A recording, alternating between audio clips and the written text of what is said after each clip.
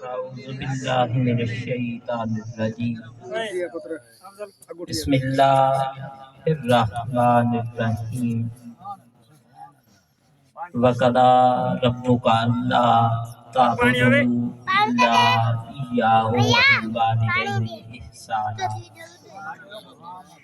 أما بعد إن الله وملائكته يصلون على النبي يا أيها الذين آمنوا صلوا عليه وسلموا تسليما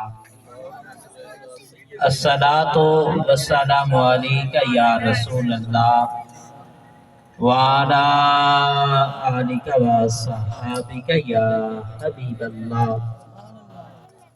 حضرت سیدنا جابر بن سامورہ رضی اللہ تعالی عنہ سے روایت ہے، آپ فرماتے ہیں میرے آقا نے فرمایا میں مکے میں تھا اور بعثت سے پہلے یعنی اعلان نبوت فرمانے سے پہلے ایک پتھر مجھ پر درود و سلام پڑھتا تھا، میں نبی آج بھی اس پتھر کو جانتا ہوں۔ الحمدللہ جو نبی پتھروں کو جانتا ہے غلاموں کو بھی ضرور جانتا ہے۔ فرمایا فقال اسمع صلاۃ اہل محبتی وعارفہم، فرمایا محبت والوں کا درود و سلام میں خود سنتا بھی ہوں اور پہچانتا بھی ہوں۔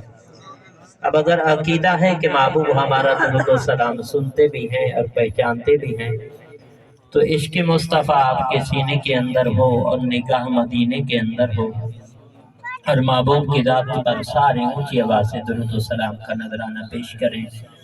الصلاۃ والسلام علیک یا رسول اللہ وعلی آلک وصحابک یا حبیب اللہ۔ جیم جوڑ ہتھ دعا منگو شلکا نپوی بیلیاں دا، جیم جوڑ ہتھ دعا منگو شلکا نپوی بیلیاں دا، میلے ویس پھراں وچ جنگلاں دے سونے یار بجوں رنگ تیلیاں دا۔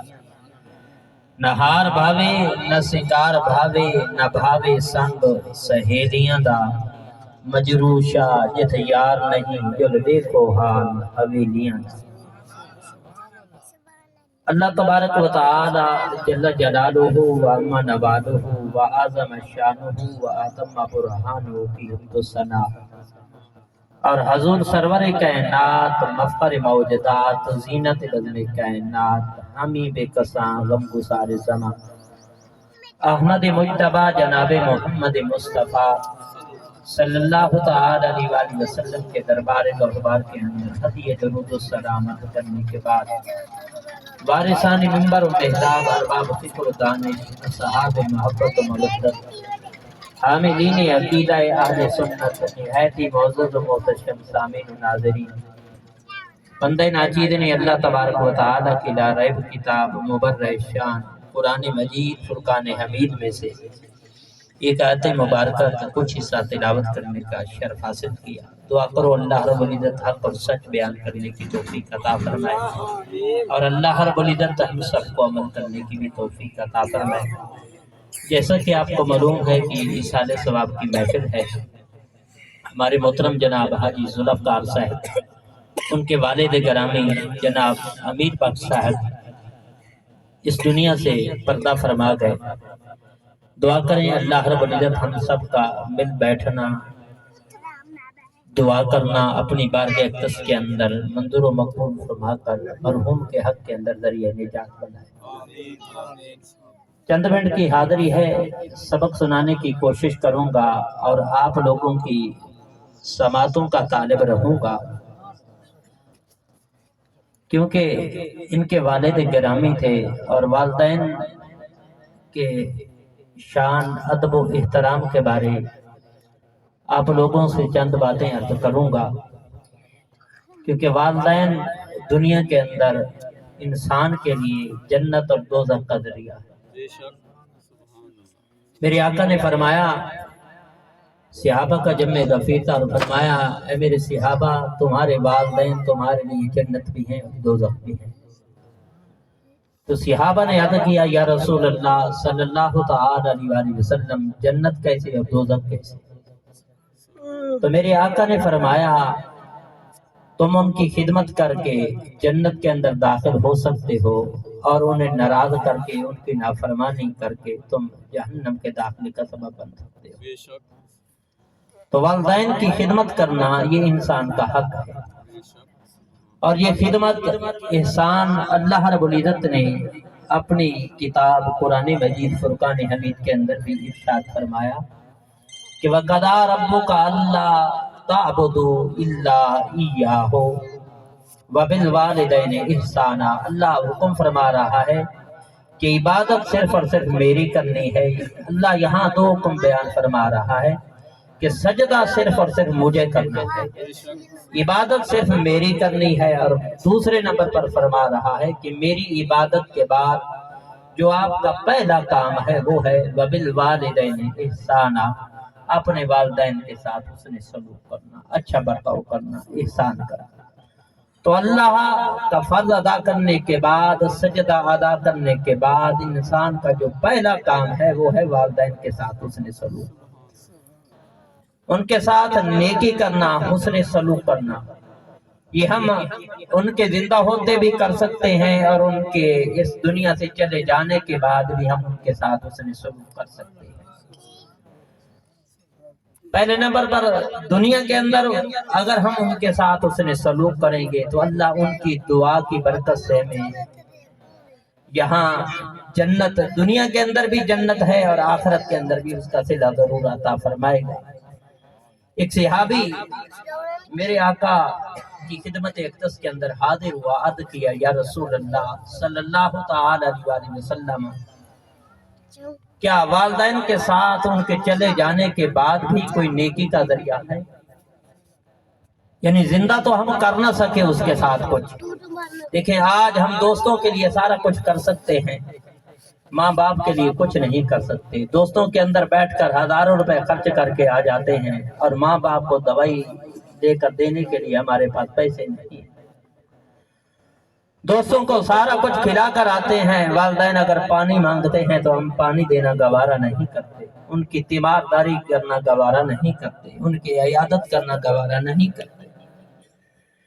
تو صحابی رسول عرض کرتا ہے یا رسول اللہ، ان کے چلے جانے کے بعد بھی کوئی حسن سلوک کا ذریعہ ہے، نیکی کا ذریعہ ہے کہ ہم ان کے ساتھ حسن سلوک کر سکیں؟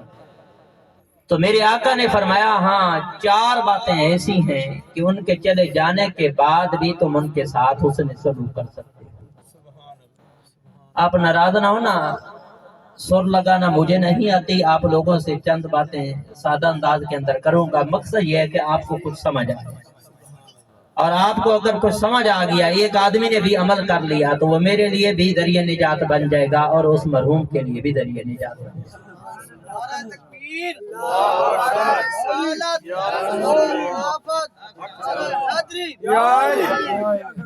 مقصد صرف سمجھانا ہے، آپ لوگ توجہ ادھر رکھیں اور سمجھنے کی کوشش کریں کہ ہم دنیا کے اندر کیا کر رہے ہیں۔ یہ دنیا داری یہاں ختم ہو جائے گی، یہ کاروبار سب یہاں ختم ہو جائیں گے، اور دیکھنا یہ ہے کہ ہم کون سا عمل کریں کہ وہ ہمارے لیے بھی فائدہ مند ہو، اور ہماری اولاد کے لیے ہمارے چلے جانے کے بعد بھی فائدہ مند ہو۔ تو ہم آج اولاد کو کیا سکھاتے ہیں؟ میرے آقا نے، یا مجھے ضمناً حدیث پاک یاد آ گئی، میرے آقا نے فرمایا اپنی اولاد کو 3 چیزیں سکھاؤ۔ پہلے نمبر پر فرمایا میری محبت سکھاؤ۔ اگر دل کے اندر حضور صلی اللہ تعالی علیہ وسلم کی محبت ہوگی تو پھر سارا کام ٹھیک ہے، دنیا کے اندر بھی کامیابی ہے اور آخرت کے اندر بھی کامیابی ہے۔ محبت کیا ہے؟ حضور صلی اللہ تعالی علیہ وسلم کی اطاعت کرنا، اور حضور کی محبت جنت کے داخلے کا سبب ہے۔ میرے آقا نے فرمایا کل امتی یدخلون الجنہ، میری تمام امت جنت کے اندر داخل ہوگی، لیکن جس نے انکار کیا وہ جنت کے اندر داخل نہیں ہوگا۔ صحابہ نے عرض کیا انکار کرنے والا کون ہے؟ تو میرے آقا نے فرمایا جس نے میری اطاعت سے انکار کیا، میری فرما برداری نہ کی، فرمایا اس نے انکار کیا۔ تو حضور صلی اللہ تعالی علیہ وسلم کی محبت جنت کے داخلے کا سبب ہے، آپ کی اطاعت جنت کے داخلے کا سبب ہے۔ میرے آقا نے فرمایا پہلی چیز میری محبت سکھاؤ، دوسرے نمبر پر اپنی اولاد کو قرآن سکھاؤ۔ قرآن کی تعلیم دو۔ آج دیکھیں ہم کاروبار کے اندر لگاتے ہیں، سارا کچھ کرتے ہیں، اور پھر فرمایا میری اہل بیت کی محبت سکھاؤ۔ یہ تین چیزیں اللہ کے محبوب نے فرمایا اپنی اولاد کو سکھاؤ، تربیت کرو، اور یہ اولاد کی تربیت کرنا والدین کی ذمہ داری ہے۔